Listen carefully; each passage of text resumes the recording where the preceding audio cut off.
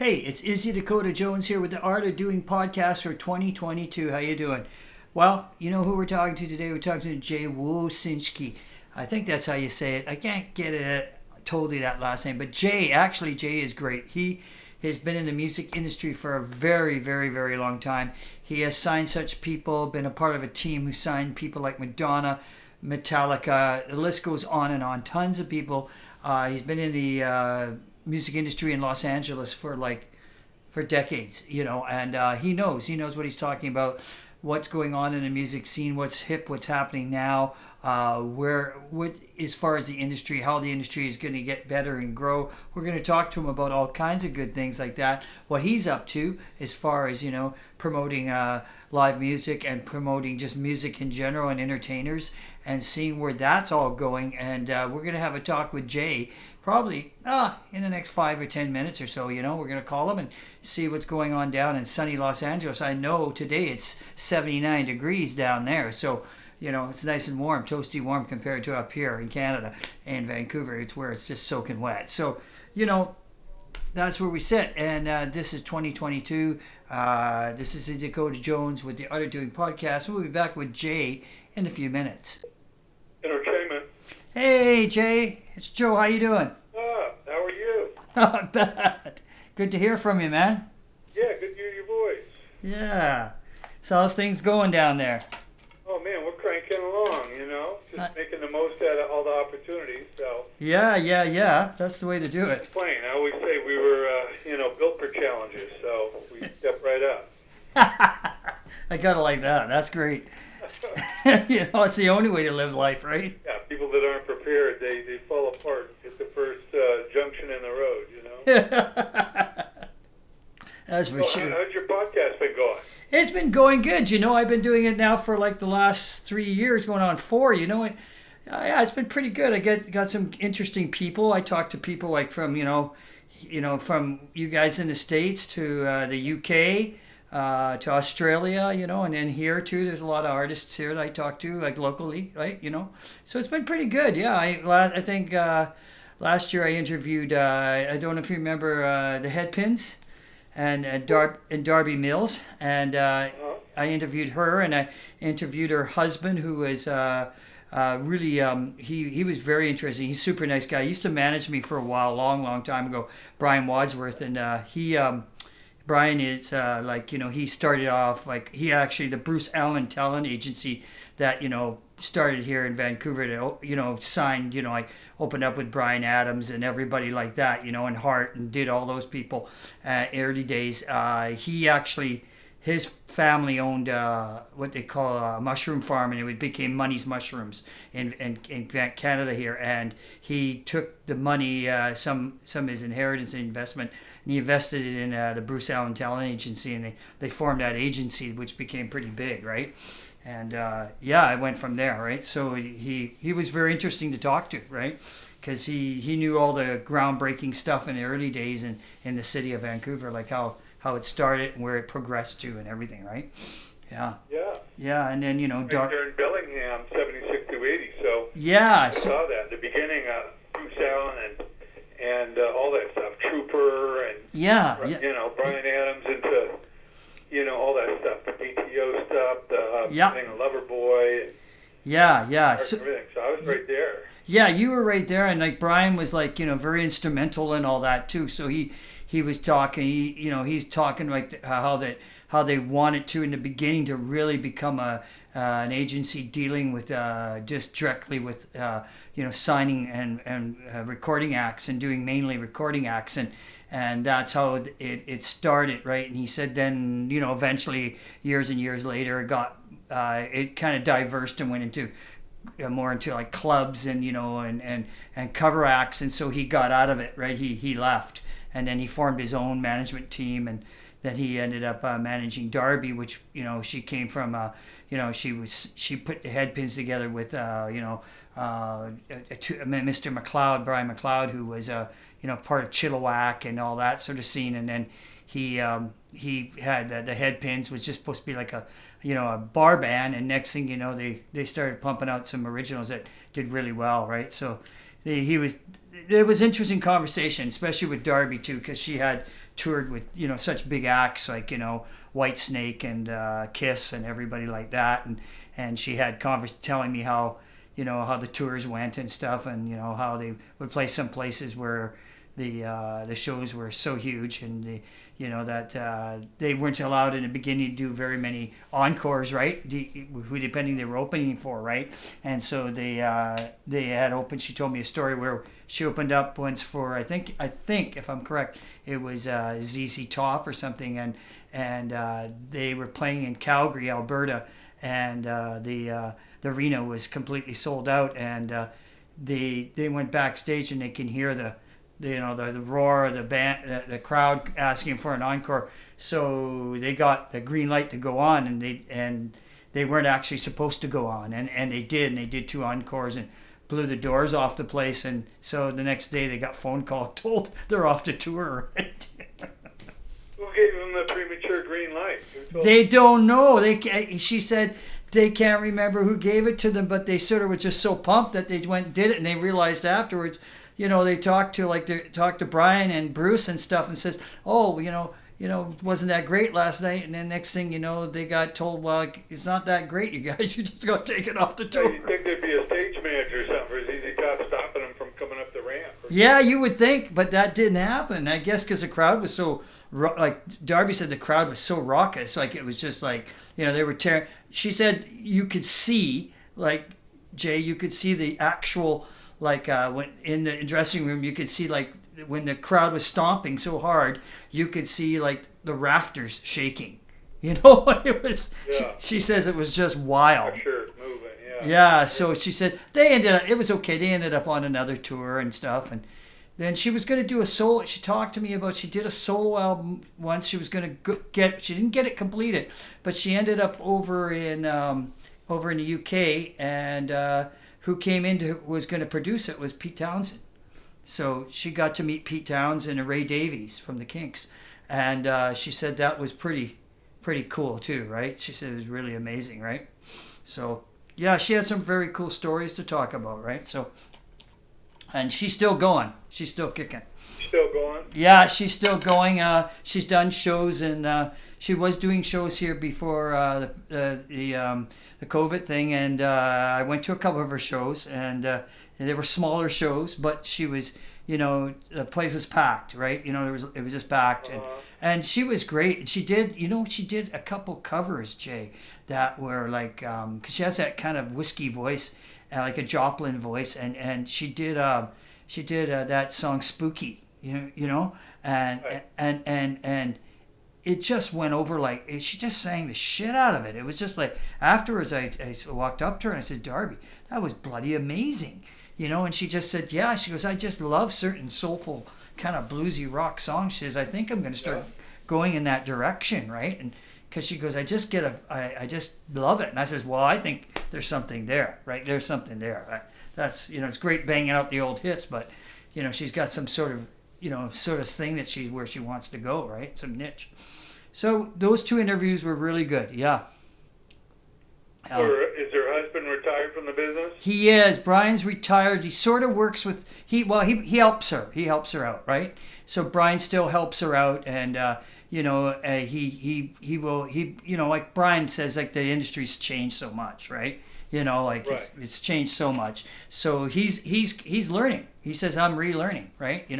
As I work with Darby. So he says it's always brand new stuff now, right? He says so it's he says it's a new ball game every day now. It's a total change from what it was even 10 years ago, which right? How things have changed so much, right? Yeah. Yeah, total change, right? I mean, I interview a lot of the classic people, and the thought of going out there in the marketplace without record stores and all the magazines and media and freeform radio that could play what they want, and all of that, MTV. I mean, all the tools they used to have. I know it's totally changed, right? I mean, there's an internet doesn't help because everybody's got the internet and everybody's digitally recording, and there's a glut of product. Yeah, there's a glut of product. There's so much of it, right? I mean, You got to fully use it, as you say. You're saying, like, we stream with my projects. We stream all the time. Like we're constantly streaming on all kind of platforms, because especially now, because there's been no gigs to do hardly. Especially Vancouver's really changed. I don't know. I know LA's still going and Seattle's sort of still going, and there's certain pockets, I guess, in North America where things are still going, and then there's certain pockets where like Vancouver's not got a lot going on. It's just starting to open up again, but very little. Like maybe, I think, Jay, maybe about 5 venues, that are really happening. Right. Really. Some of the venues feel that they can't make it, and the owner or the developer of the property turns it into something different. Yeah. Like yeah. Funny you say that. Exactly.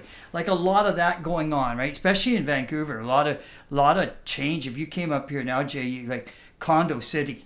Right? It's just, it's turning into... I can imagine. Yeah. It's like if you came up, you said, Joe, what the hell happened to this place? Like total condos. Like in my neighborhood, there's condos everywhere, right? They're tearing, it's like, they're tearing down the little strip malls and putting condos in, and then of course putting stores underneath, right? And right. Retail on the first level, and then residential on the next. Yeah, so there's a lot of that going on in the city. Like a lot of people say in the city here, they go, where are we going to put all these people? Like there's tons of buildings, and there's lots of people, but not that many people. And the city's expensive. Like what I think this city's like one of the top cities in North America as far as expenses go. Right? It's super expensive to live here. Which I talked to an artist a couple of days ago, a friend of mine. His name was Tim Hersey.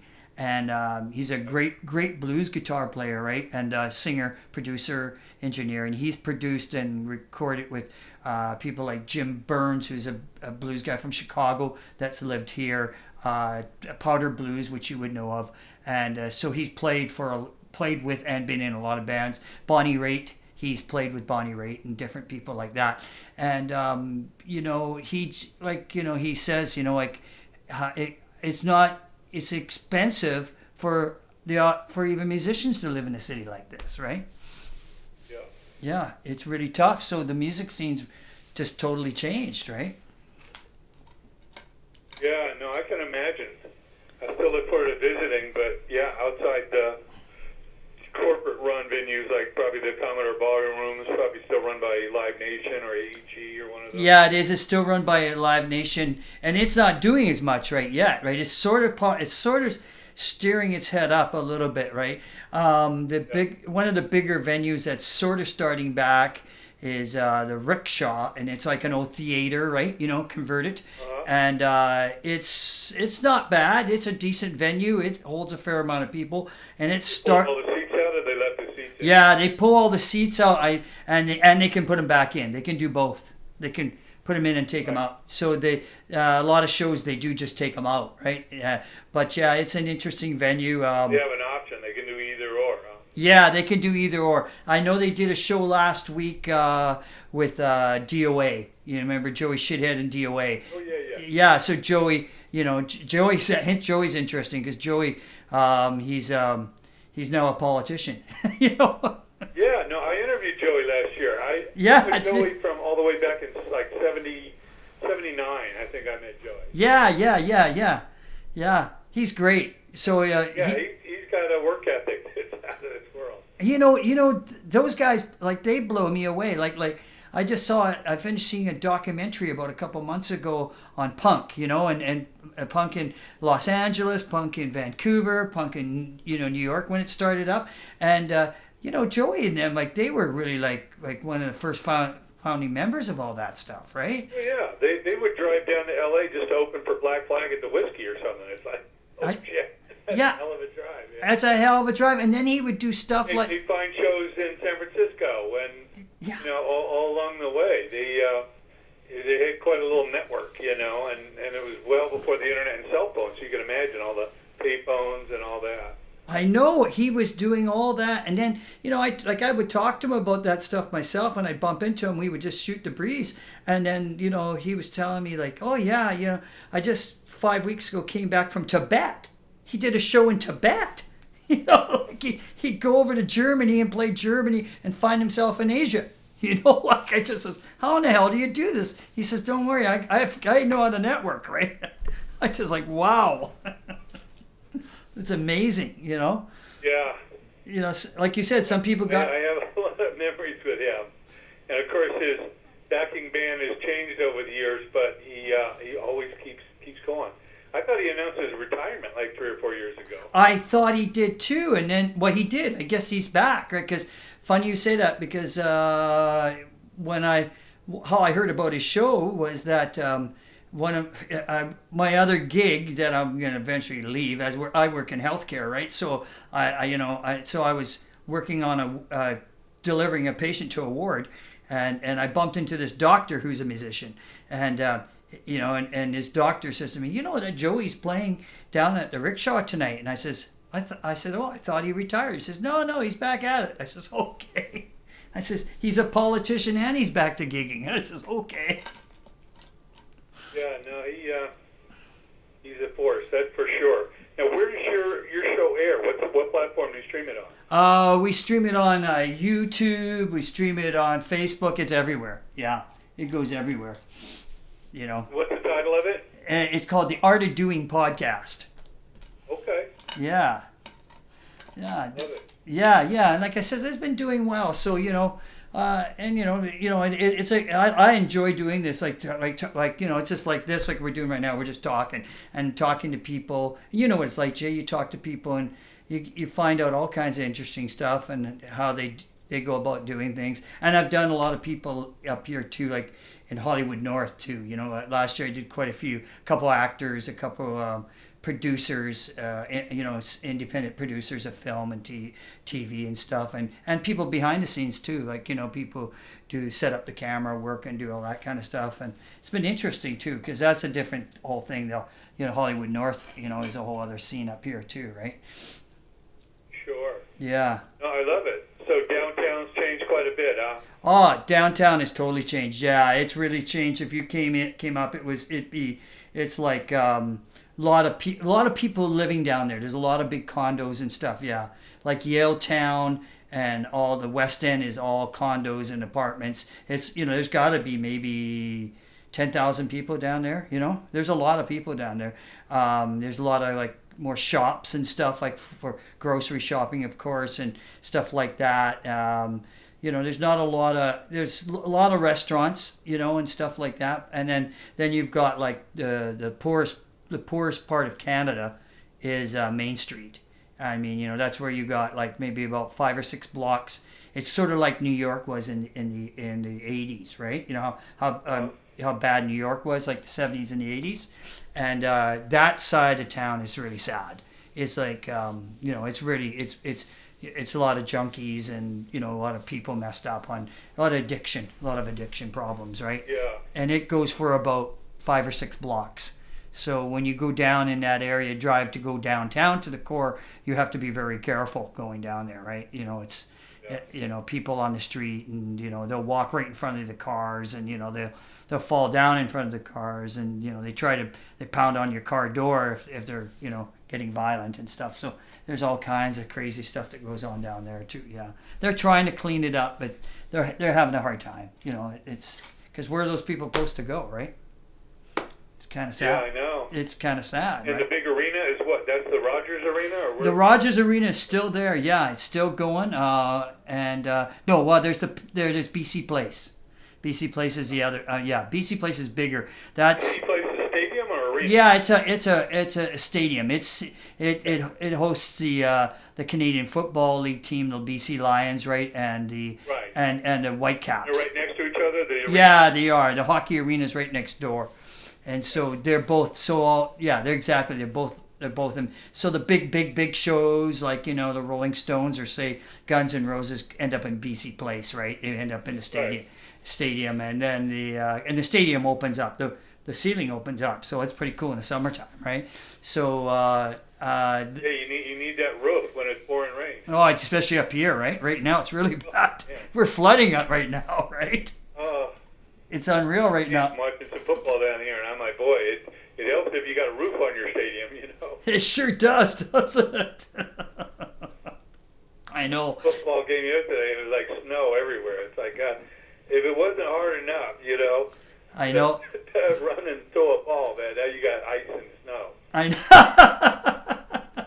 I know. I know. And up here, and up here, it just pours, right? I mean, this year has been really bad. I've never seen so much rain, and like last couple of weeks we had major flooding, right? So the Fraser Valley, all the way to close to Bellingham, was overflowing, right? So they've got millions and millions of dollars of damage. In fact, where the parts of the Fraser Valley and that have been over the last couple of weeks has been closed off. So there was gas shortages. We had to get gas from you guys, the bridge from LA to bring it up, to us because we were cut off from Alberta. The pipeline's closed, and then you go to the stores and there's some of the shelves are empty on stuff, right? So because the trucks can't come in, right? So it's been a mess for the last couple of weeks up in this province, and we're like you guys too. We get in the summertime we get the fires, right? So we get the fires like you guys, and now we're getting the floods. So the people up in the province here are just like, BC, they're just like freaked right out, right? Wow. Yeah, What part of town do you live in? I live in East Vancouver, so I live right by the P&E. Yeah. Wow. I live 3 blocks away from the Pacific Coliseum. Damn, I got so many memories of going there. I saw Queen and Thin Lizzy. I saw Kiss and Cheap Trick there. Yeah. I know. Isn't it great? I mean, the Coliseum there is great. And in the summertime still, I mean, we didn't have it last summer because of COVID, but every other summer we always get, the P&E has been on the festival circuit, right? So like, any bands that play, say at Puyallup Fair in Washington State or Washington State Fair, they all end up here, right? So you're getting your classic acts, you're getting, like Styx, you're getting, Doobie Brothers, and you're getting everybody like that, the Beach Boys, whoever. You're getting all these great classic acts, and they're playing for 10 days of the fair, 15 days, whatever it is of the fair, right? So they open up a big outdoor area and big stage, and so tickets are cheap, $20 or something. You get into the fair and you get to go and see all these great acts. I mean, the last time we had it, Jay, we saw Styx one night. The next night is Doobie Brothers. The next night is White Snake. And next night later is like a newer act and some Canadian acts. Burton Cummings and then all kinds of stuff, right? And it's all part of that festival circuit, so they're all on the same thing, right? So it's really good. We missed it last year. We missed it, right? Because every year everybody's waiting for it. They're going like, this is great, Get to sit outside and see these really good acts, that still can play really well. Styx were amazing. Like, they're just amazing band. Them the Doobies, right? Oh yeah, no, that sounds awesome. Yeah, and Chicago too. That was another band. I love that whole area there. Yeah. A lot of memories. I've never been to BC Place or Rogers Arena, so yeah. The P&E and the Commodore and those to me are the stomping grounds. They are still. I would say that. I agree with you because like the BC Place is really big. Like I think the last big act I saw was Guns N' Roses. You and I were talking about that tour. And they came, and it was a great show and all, and I had a great time, but it was huge. It was like 68,000, 70,000 people, just packed, right? And that's fine, and it was well organized and well put together, and the band was great, but it's too many people after a while, like the show's just too big, you know what I mean? Yeah, the more intimate the better. I love bands that can turn an arena into feeling like a small club. Yeah, exactly, and I mean, that was really big. And then the Rogers Arena is kind of like, it's really strict. You know what I mean? Like you got to sit in your seat. You can't get up and move around. They're like really, really strict. Rogers Arena is more strict than BC Place. I don't know why that is.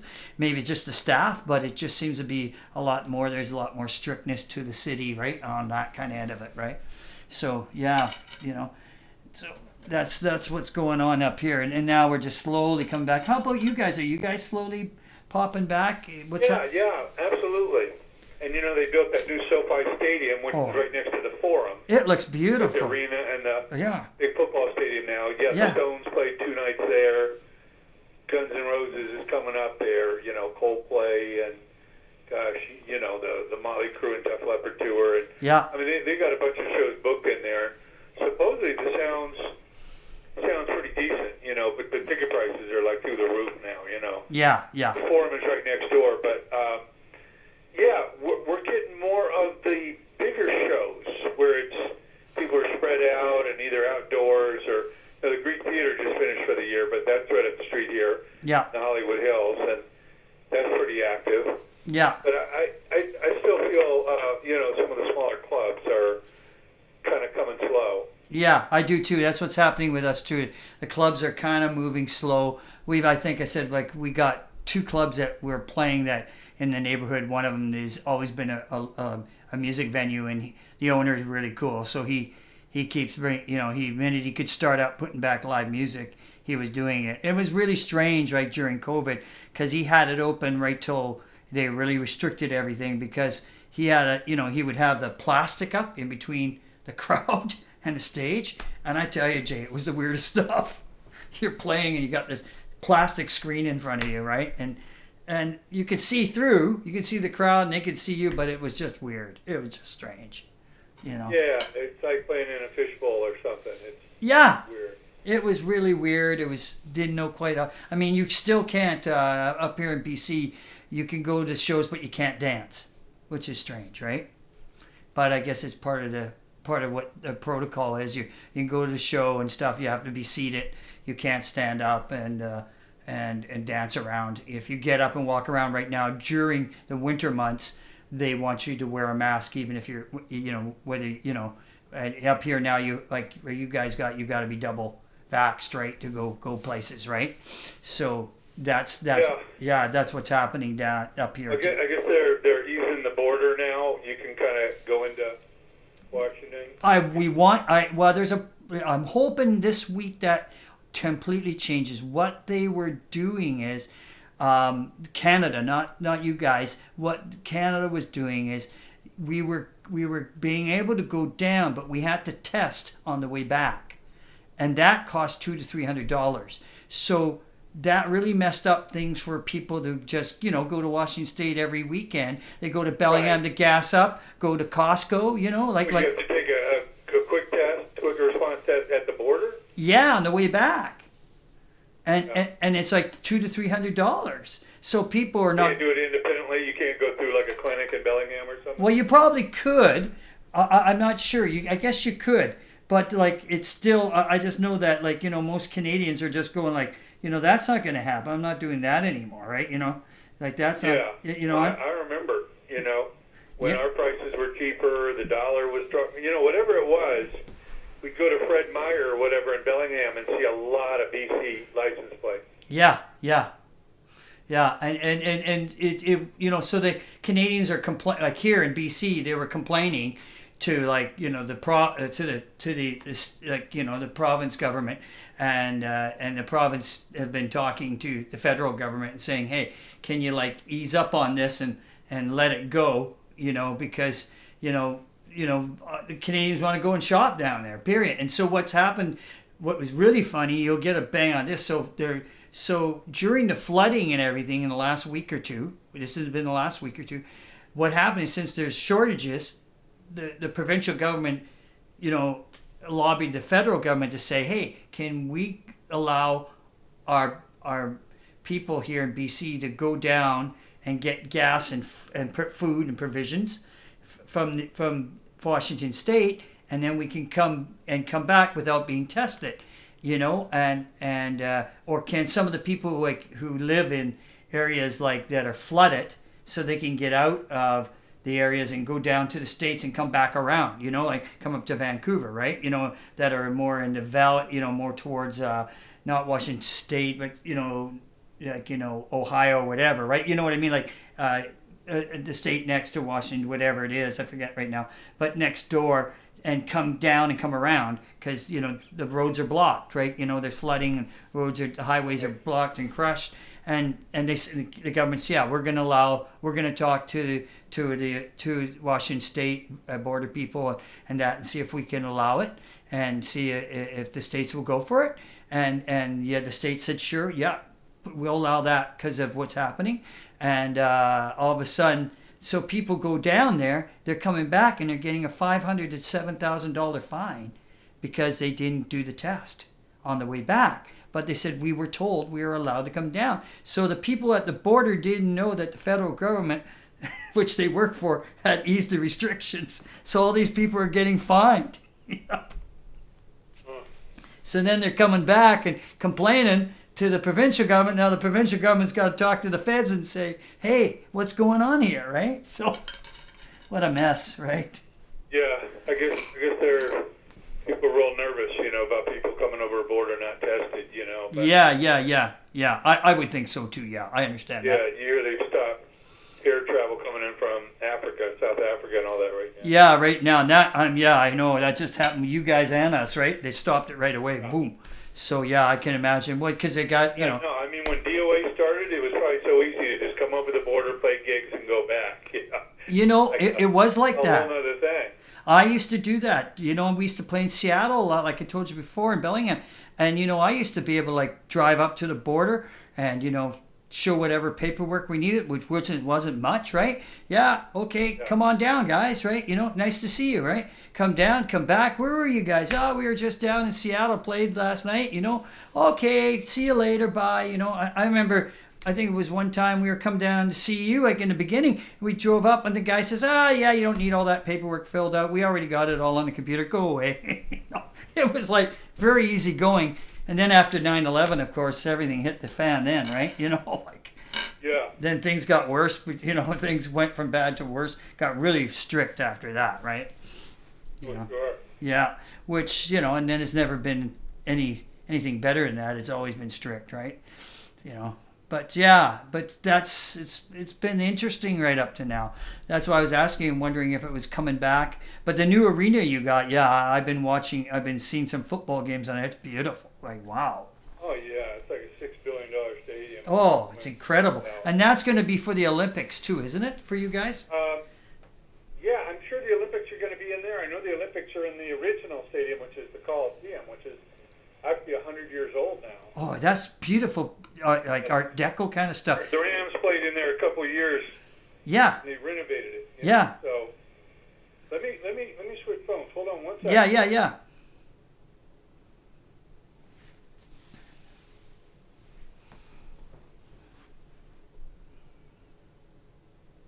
We're just talking to Jay. Everybody, hang on. He's switching phones.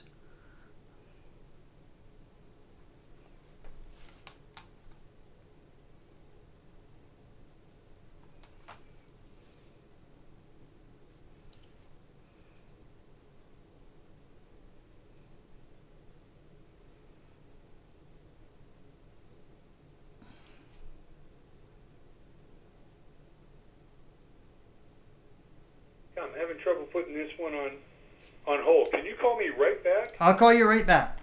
Okay, perfect. Okay, bye. Yeah, we're going to call him back, folks. No matter. We get this all done.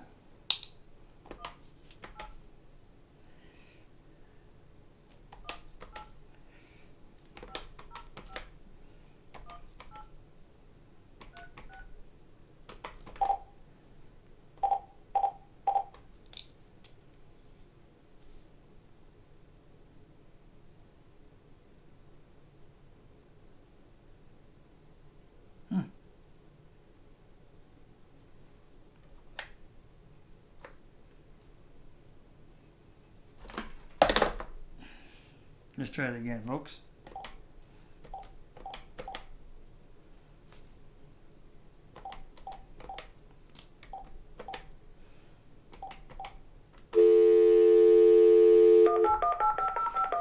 I think we got it this time. See? It's called live. Hey. You there? Yeah, I'm there, yeah. Oh, much better. Yeah. So anyways, so that's, it's interesting, isn't it, what's been happening. I just kind of, I don't know, I guess a lot of artists too, we've been just writing a lot and, we're just starting to get back into recording.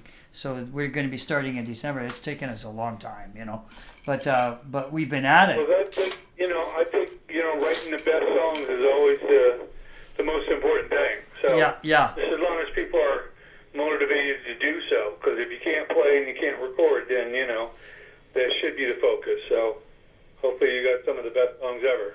Yeah, it's getting better and better all the time. I'm not just saying it. It's actually, we feel we're kind of inspired. It just keeps going. So we got, we're happy. We're happy right now. And we've done some gigging, like I said, streaming wise. Yeah. Streaming's great. I mean, there's a guy in up here. He's in the Fraser Valley, and he's a country guy, and he streams. He has a small shack, like a garage. Well, it's fair size. And he built a stage and lights and everything, and he streams the bands for free on the weekends, right? And we streamed on his thing quite a few times, and we're getting over like 2,000, 3,000 people sometimes, And you were just going like, holy smoke, he's got a huge fan base, So we're saying, we come to Dale's place. It's called Dale's Jam Shack. You go to Dale's Jam Shack, and sometimes you might not get that many people. The bar might not be that big, you know what I mean? Or the venue might not be drawing that much. So you're playing in front of 3,000 people, 2,000 people in a night. You're going like, this is great, Great sound, great lights. He treats you really well. He's got food. He's got some drinks, and you hang out with him afterward. He has a nice big backyard, fireplace. How far of a drive is it? It's about 45 minutes. Okay. Yeah, it's not bad. It's in Langley, so it's great. We go out there and we play, and it's all good. And in the summertime, He does a streaming show once a week or more than once? He does it twice. He does it Friday and Saturday nights. Okay. Yeah, and Dale's Jam Shack, and he's got all kinds of people, and he's a country artist himself, and his son is a young musician who's fairly good and pretty good actually, and so they'll come up and play and bring artists up too. So it's really good, and and he does well. Like he gets a lot of people, and he's I just got wind of it through my buddy Ken one day. He says, hey, I watched this guy out in Langley. He's got this streaming show called Dale's Jam Shack. So we want to see if we can get in there. And we went there and we met him and became friends with the guy too, and he's a super nice guy, very talented country singer too, so he's pretty good. And he's the old school country guy, he's more like, the Hank Williams and all that kind of stuff. Sure, rootsy country. Yeah, rootsy country, Johnny Cash, this kind of stuff, right? And it's good, right? It's really rootsy, yeah, very good. Yeah. Yeah, so there's things like that. You just got to find them, right? For the artists and stuff. And it helps, right? Especially in these times as things are sort of popping back. So on that question, I was going to ask you, where do you think things are going? Because I know you have your finger on the pulse. Where do you think the industry's going, Jay? Well, it's definitely continuing to go more independent. Right. I mean, even Sony, which is one of our main distributors, has been investing very heavily in independent platforms, So yeah, they're looking at, helping independent artists and labels grow. Right. And, there's only so much a major can do. Like I say, they don't have MTV, they don't have big-time retail, they don't have big-time radio at their access where they can jam it down their throat. So, yeah, the thought of an old-fashioned major label deal is really questionable. I don't know if you've heard this big band from America now called Dirty Honey. They just did a big arena tour with Black Crowes. Okay. But they're all over the radio. They've had #1 hits, and they do not have a record deal and don't want one. Right. I mean, radio is like the hardest thing, but they got radio. The singer has got an incredible voice, and they're just cranking along. So I see more and more independents doing their thing. Obviously the live touring was where a lot of the money's been, the last 10, 15 years, and that's really been hurt by COVID. So, it's hard to make a living off of streaming. You used to be able to sell 1,000 CDs for $10 pop and have 10 G's. Now if you get 10,000, streams on Spotify, they won't even pay you a penny. So yes, yeah. So that really took a big chunk out of the base of having the product. So now having a hot song is really a advertisement to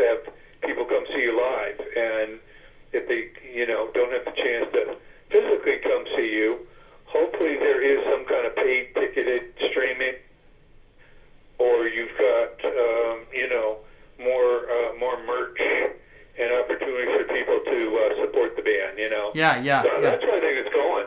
Yeah, I agree with you. I think you're right. I think you. Well, I know you're right.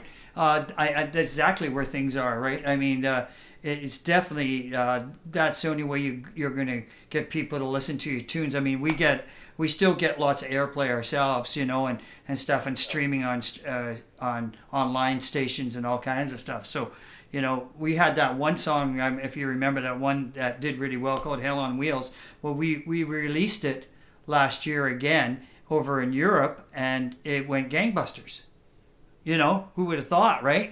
And now it has a life of its own again. And then we were getting certain companies calling us and wanting us to advertise, online for them, like their whatever it was. Like I think one company was a major push for like online streaming for different kinds of commercials like clothing, rock wear, and jeans and all kinds of cool stuff. So we did it, right? And we're just going, wow, this song just keeps having legs, right? We release it every now and then, and we out of a whim, we just thought, well, let's release it again and see what it does in another market, and it took off, right? And then there was a big, I forget the big name of the station, I don't got it in my head right now, in Detroit, picked it up too. And they did a show on us,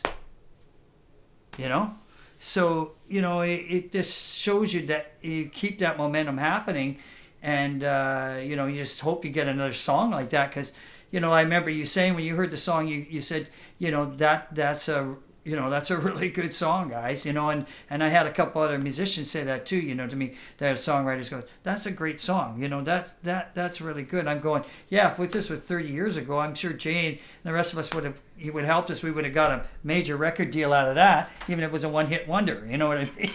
Yeah. I think a lot of the future is building these niche markets, Yes. Having 1,000 super fans. Yeah. You might spend $100 a year on you, and then between shows and product and merch, Yeah. And, really delivering for them. Yeah. And if those 1,000 really love it, then they're going to go tell a few friends, Yes. to turn into 5,000 or 10,000. Yes. So, I do believe in that, kind of that group of super fans, Yeah. And nurture to them, Yeah. I know one of my guys, he does this whole Patreon thing, where every month, for like $7 a month or something, $10 a month, he'll give them exclusive product, he'll make himself available for, these private kind of, Zoom calls or Skype calls or whatever. Mm-hmm. I mean, he really gives the hardcore fans more. Yes. And if you got, 1,500 people at $10 a month, it adds up to something that's, kind of a nice base. Yeah. And then he goes out and does shows, and he's built that fan, and, people are doing living room shows and all that. They'll invite 20 people over, they'll all contribute $20. Yeah. I got a friend who does that, blues artist guy, and he's been in blues in Vancouver for a long time. Really good artist. He used to do like jingles and stuff too. He had he's got a great voice, and very soulful blues singer guy. And anyways, Brian Holden's his name, and Brian, he's done last summer. He started. He's got a nice front yard. He set up the band in the front yard, and everybody in the neighborhood comes and watch him play, and then he streams it. Like, I said, brilliant, Brian. And he's gaining ground. He goes, I'm getting all these people, emailing me and sending me how much they like me. He's going, wow, I didn't think this was going to go anywhere. And then he has guest artists, so he's getting like top of the cream crop of Vancouver musicians who respect him. He's getting really good players, coming in and joining in on the sessions, right?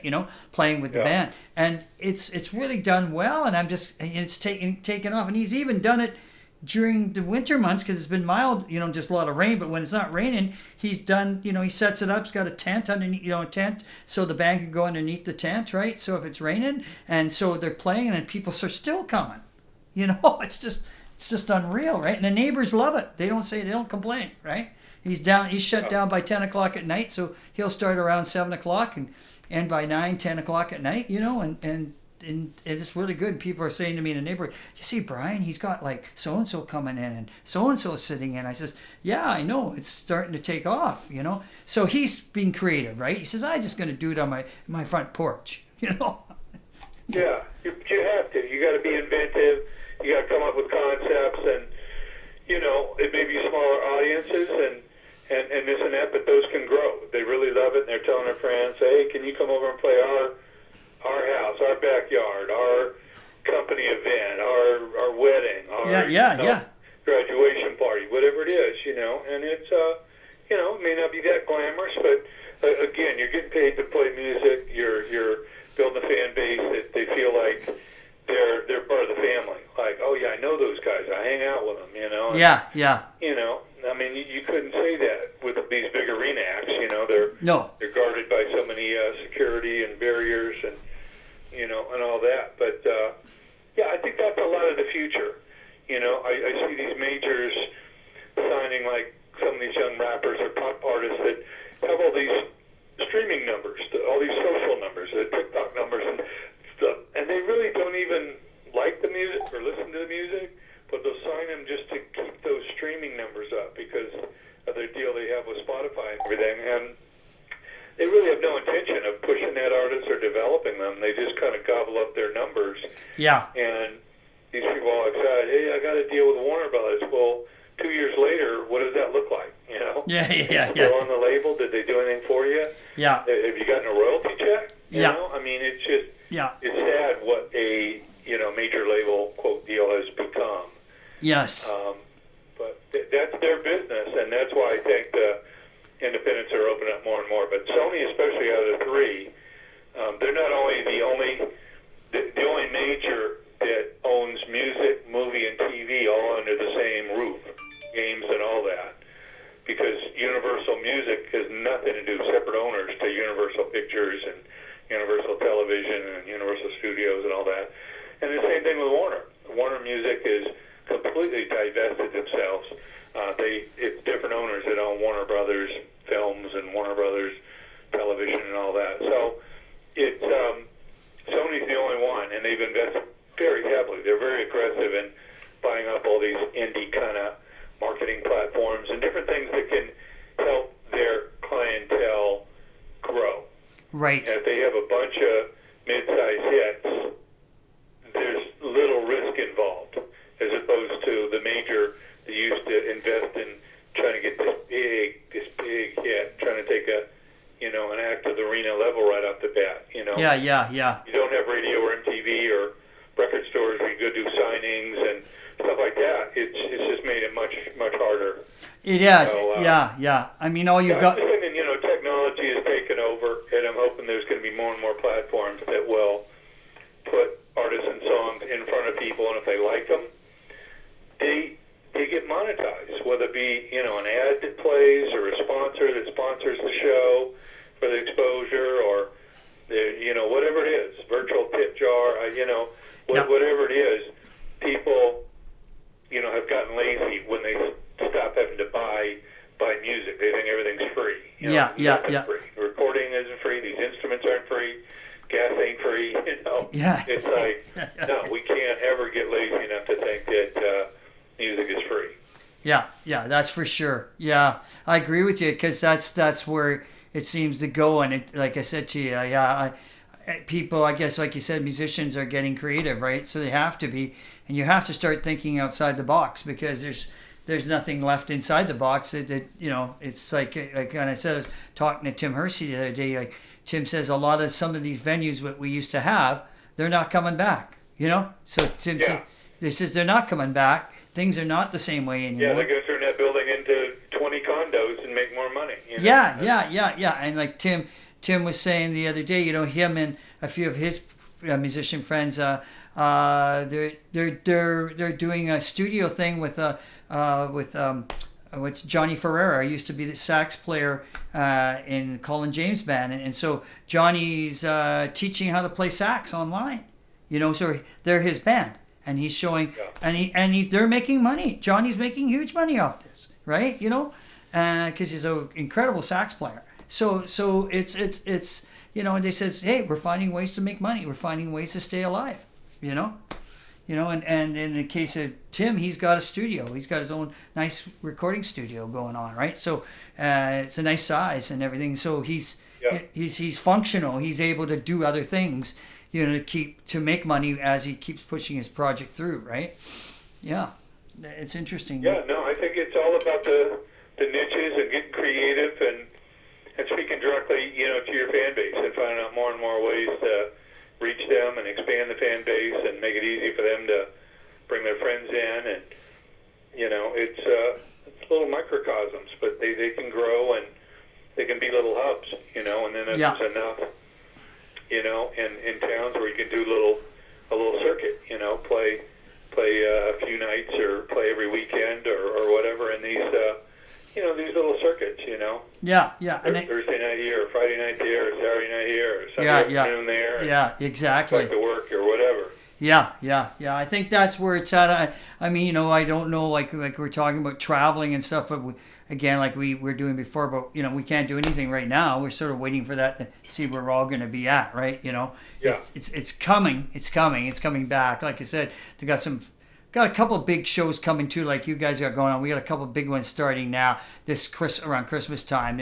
They're opening up the stadium this summer and that. I mean this Christmas time, because they've had football in there all year and soccer. So they're opening it up. It's taking a lot of time, right? But like we were saying too, like the new variant that's coming out, that you got to hope that we're going to be able to handle that, right? Otherwise we're going to go back in the other direction, right?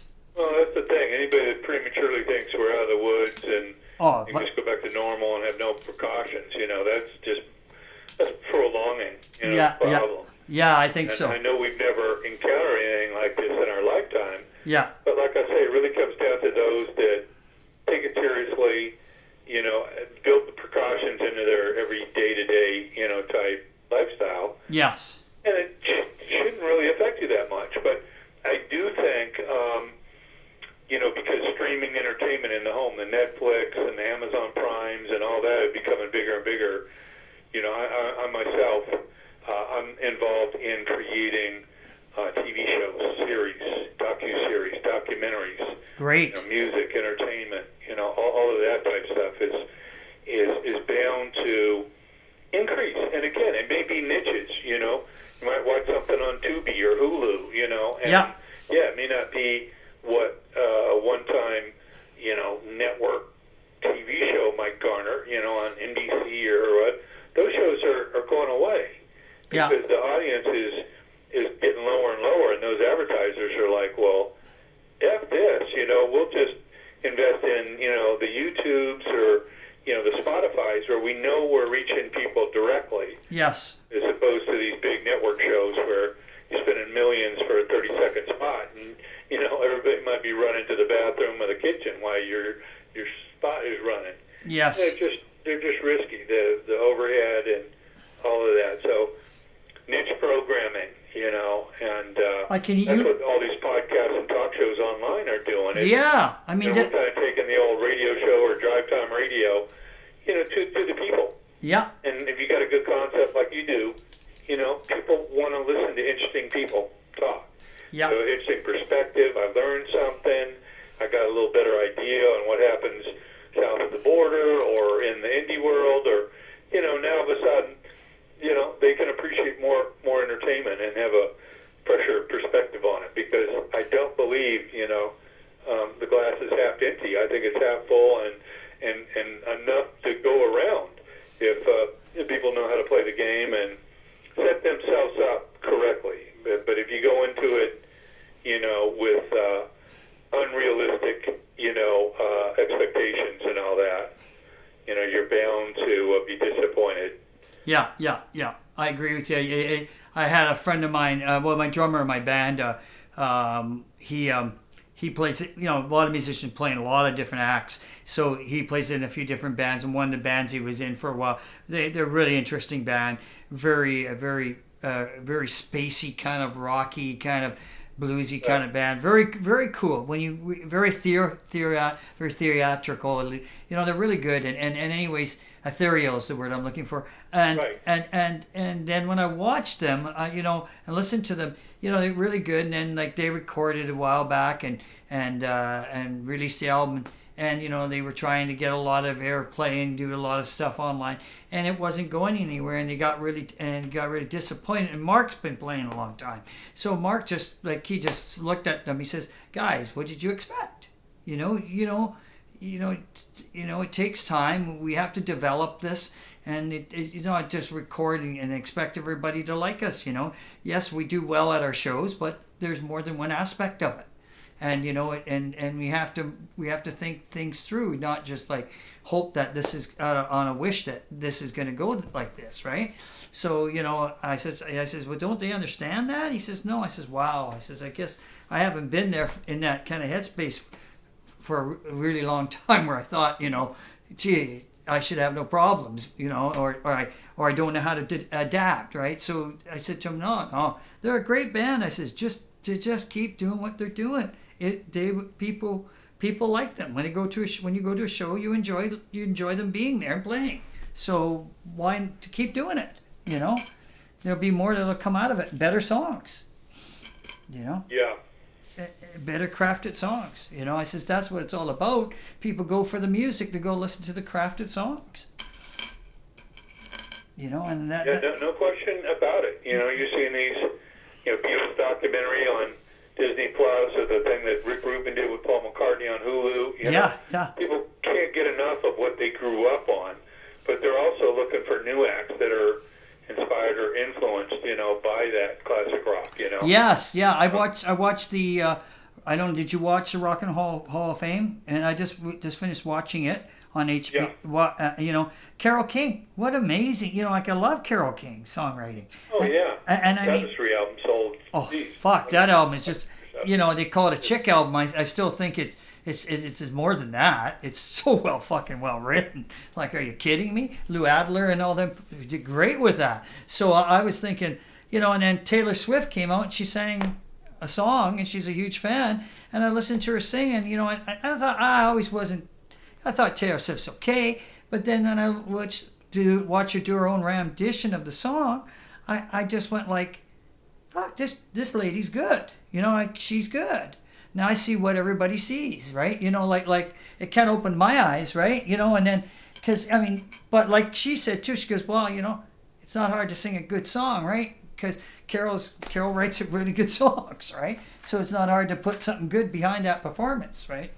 So that tells you a lot right away. That's all to do with the songwriting, right? So, and there were so many cool people on that. Todd Rundgren, another guy who, just amazes me too, how diverse he is. Yeah. And how he inspires so many different people, right? It's just amazing. Oh yeah. He couldn't be bothered to go pick up his Rock and Roll Hall of Fame award. I know. So many of them think it's just so, it's a corporation. It's somebody just started it. It's not like it's a government body or. No. Yeah. So there's always this debate like, well, wait a minute, why isn't like Iron Maiden in there? It took Kiss and Rush so many years to get in there, and I know. Like, well, wait a minute, just because you're commercially popular, does that mean you're not like the critic's choice? Yeah. I kind of think that they're voting more for like the critics' darlings, Yeah, you do. You got to think like that. The only good thing about when I watch that thing is the actual performances of the people, right? Yeah, no question. If you see the Foo Fighters with Paul McCartney or that was great. Any of that, Yeah. I'm friends with Randy Rhoads' family, and they flew out there, for the award. It turned out it was just like a video presentation. The thing with Ozzy was like canned from like 10, 20 years ago, and they're like, wow, nobody even presented our brother his award on stage. There was like no. Yeah, I saw that. Performance, So Yeah. Al getting up and jam a Randy Rhoads riff, or it's just weird, and we're glad Randy's in there, outside of Ozzy. Yeah. But it's just you keep scratching your head, like. Yeah. It's I don't know what to think of. I agree with you. Overall, you don't. It's kind of weird. It's twisted. Some of the people in my band say the same thing when they watch it. They kind of go, yeah, I like it. I like the performances, but there's something like, why did this people get nominated and not these people? You know, it's just, why is it? It's kind of weird who gets picked. Even in the Bellingham Rock Station in Bellingham, the classic rock one, 92.9. They got two guys do the drive show. They're hilarious because we get it up here, and they're going like, yeah, who's gonna be this year? Like they just lambaste them, right? Because they go like, it's who gets in there and who doesn't, right? It's weird. I'm glad my girls, the Go-Go's, got in. I helped sign them and launch them, and that was a win for the indies and a win for girls because everybody turned them down. They thought, oh, girls can't rock and roll. There's no precedent for it. Yeah. And then we went number one on the singles charts, went number one on the album charts. They kind of self-imploded, due to drugs and stuff out on the road. But it was the 80s. Yeah. And they were partying, and they were little punk rock chicks, when they started. Yeah. They dolled them up to make them look like, college, sorority girls or something. But they were really from the streets, You know what? They were so tight when they played. Yeah. I was so impressed with those ladies. Like I was sitting here with a couple of people in my band, and we're going, they're great. These girls could still do it. Like, they're great ladies. Like, they could still play, and pull it off. If not even better, maybe. You know what I mean? They're probably, they're going out on tour with Billy Idol. It should be a good show. It should be. Still. Yeah. We saw Hats off to them, Yeah. But I know everybody will argue, well, why this and why that, Yeah. But I thought even LL Cool J's performance was great. Live. Oh, it was really good. Oh, yeah. Complain, it's hip hop. That's not rock. Rock and roll is really what popular music is. So yes. Whether it be a country act or a hip hop act or EDM act, it's just really popular music. What rock and roll means. Yes. If it was the Hard Rock Awards, maybe that wouldn't fit, but it's rock and roll. Yeah, it goes, and I like, I have nothing against hip hop or in being in it or any rap artists being in it because it's all influential music, right, of the times. That's how I look at it. I know a couple of people said to me, "Oh, why is hip hop in there?" And I says, "Hey, man, it's what influences the society." And I says, and what's happening, and those people are expressing what's going on at the time. So I says, there's nothing wrong with it. Now, a lot of people don't realize that hip hop actually came up through punk rock. Yeah. Because when they came out, the black music departments like R&B and soul, yeah, they hated it. They thought this is like, a disease on the streets. They're like, what the hell is this shit? They really, rebuffed it. But the alternative world, the Lollapaloozas and what became the Coachellas and the Warped Tour and all that, they embraced hip hop because it was like another form of punk rock. Okay, maybe we do it with a turntable without a guitar, but we're spitting these lyrics from the heart, and people are responding. So I have to remind people that hip hop did not come through black music. It came up through punk rock and alternative. Yes, really it did. Where it was born. And like I said, DMC and all those groups exploded. They were not coming through the R&B departments of those. No, and I loved LL Cool J's performance was great, and then he had what's her name came out and sang with him too, Jennifer, and it was good. It was all that whole thing he did was really well put together, and I mean, I thought it was one of the better parts of the show. You know what I mean? Like, so, yeah. I mean, the other guy I loved too was I loved watching Gary Clark Jr. come out and just play the acoustic guitar and sing and do that old blues standard, right? I mean, like that really took me away. I love that kind of music, that rootsy music, and I just went like, wow, that was I could have watched that all night, Some people couldn't, but I loved watching that, right? And then the diversity of then having the Foo Fighters, it's all relative, right? Yeah, no, I think that there's always good parts, and we can sit here and debate and get negative and stuff about what's not there or the bad parts, but I just think you skim the cream off the top, take the best of that and the best of this, and and nothing's going to be perfect. Everyone wants to kind of program their own, their own show, but unless you're really programming and producing your own show, you don't have a right to tell everybody else what they should think or what they should like, Yeah, that is so true. That's so true. Yeah, and then there's like you said, that was good to see because like I said, I get a bang out of watching some of the. I really like watching when the new artists come out, and like you say, they represent the roots of where everything came from, and they put their own twist on it, and that shows you that things are still growing. Although there's all these complications with the music with society and in the music industry right now. It's still growing. There's still a heartbeat, right? So that's important. Absolutely. Yeah. No, I've got to be optimistic, Yeah. But I'm excited about these, streaming platforms coming into the house because I do think, and people are willing to pay for subscriptions for something that's decent, Yeah. Everything can't be free. And No. I'm hoping there's going to be some more, classic rock-oriented networks that crop up, and for a decent, monthly subscription, you're going to get a lot of documentaries and live concerts and docu-series and, the best on the past, because I know the fans can't get enough of it.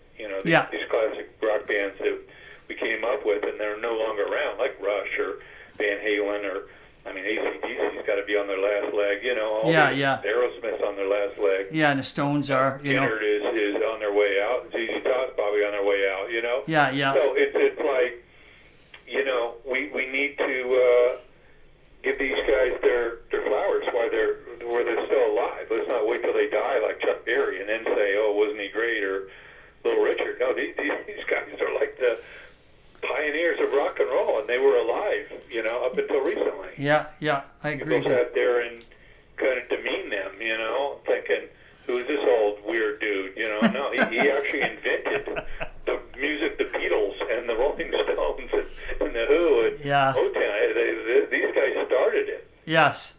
Yeah, I agree with you 100%.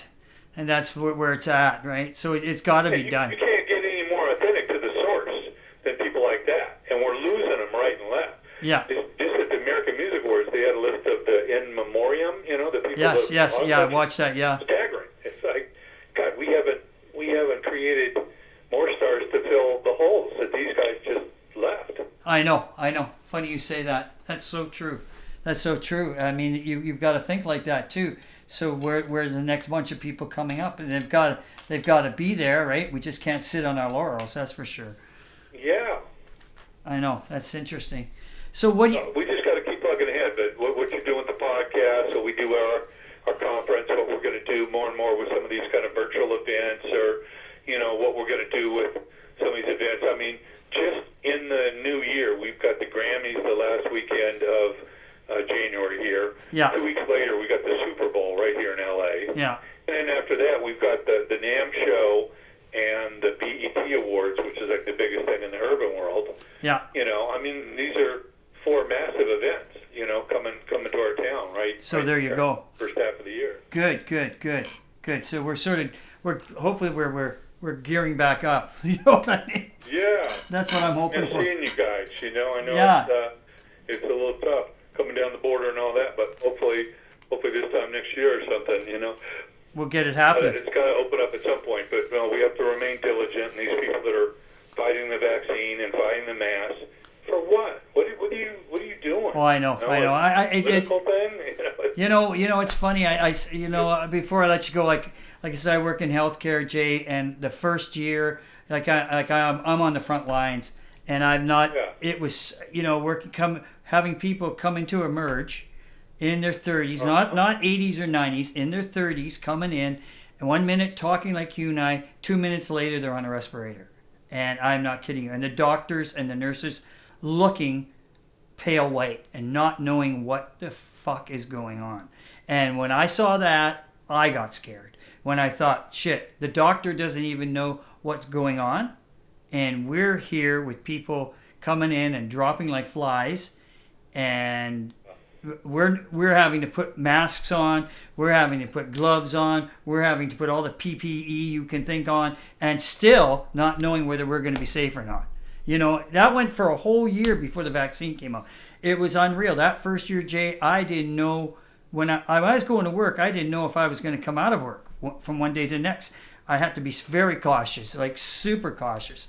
And, There was nobody in the hospital, just the staff, and anybody that came in was mostly COVID, unless you had an emergency, you had a heart attack or something like that. Otherwise, it was no surgeries going on, nothing like that. And the wards, like 3 or 4 wards covered with COVID patients, ICU completely full. It was a mess. It was a disaster, and the stress that the staff went through, like. All over the world, I can imagine, right? With you guys down there and outbreaks everywhere, it was not easy, So I remember when the first day they shut down Vancouver, it was like we were the night before the band was rehearsing, and then we went to our favorite little place for a restaurant to have a bite to eat afterwards, and the restaurant was closing at 10 at night and going, we have to shut down, we're going into lockdown, and then it was for real, right? Then we knew, right? Then we knew things. Yeah. Things are scary. Like you could go out on the go. Jay, you could get in a car. I could get to work in 5 minutes. There was just, only takes you 20 minutes to get to work. It took me 5 because there was no traffic, nothing on the road, nobody anywhere. It was really, really scary. And so for people, and I've had people say that to me, that's not real. I says, you know what? Why don't you just come with me to the hospital? I'll take you into an ICU. And I'll show you 10 COVID patients, and you tell me how well they're doing. Yeah. I'll show you 10 people. And you can follow the coroner van to the morgue, Well, which I've done, which I take people to the morgue. That's part of my job. And I tell you, Jay, the second wave, which you had around the same time we had, the second wave, I would, on average day, we would take maybe 1 or 2 patients to the morgue, on a shift, an 8-hour shift. I might take 1, I might take 2. I was taking 10. No shit. And we had 2 morgues open. We had to open a secondary morgue. So it was 10 people per shift, Jay. And it's depressing enough to take 1 person. Now you're taking 10.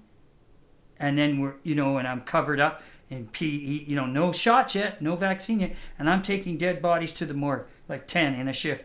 And then you wonder why I go home and write a song. And then I pull out a bottle of bourbon, and I have like a couple shots of bourbon. One day my doctor says to me on a phone call, how you doing? I says, I think I'm drinking a little much. She goes, well, why are you doing that? I says, well, you take 10 people to the morgue every shift, see how you feel. Fuck. Yeah, no, you're thinking that's 10 families that are completely devastated. They lost their dad or their mom or their mother or their sister. Yeah, we had one family, Jay, in about 6 months ago or so, or more or less. They took in 8 people in the family, didn't get their shots. 2 survived. That's a true story. 2 survived. Wow. Out of 8. And the hospital doesn't, we can't talk about the privacy issues, but the staff was devastated. A lot of staff. Yeah, when you're on the respirator and begging for air, that's not the time to ask for a vaccine. Yeah, kind of late, ain't it?